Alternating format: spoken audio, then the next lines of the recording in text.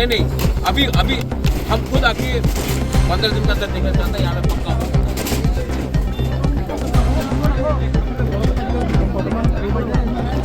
Full wall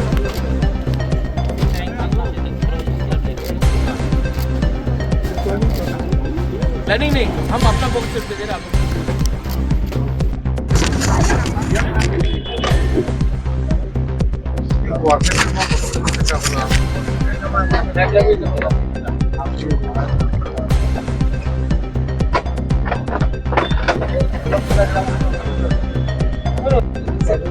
यहाँ पे पक्का ऑफिस बनाना है कि नहीं?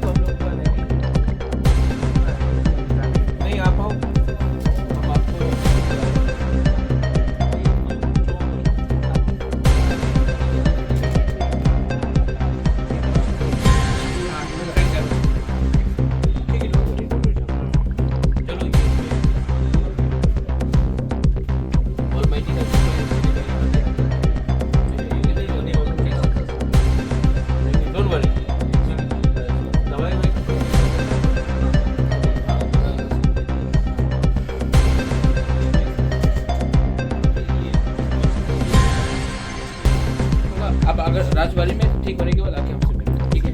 Don't worry, I am proud of you, I am proud of you.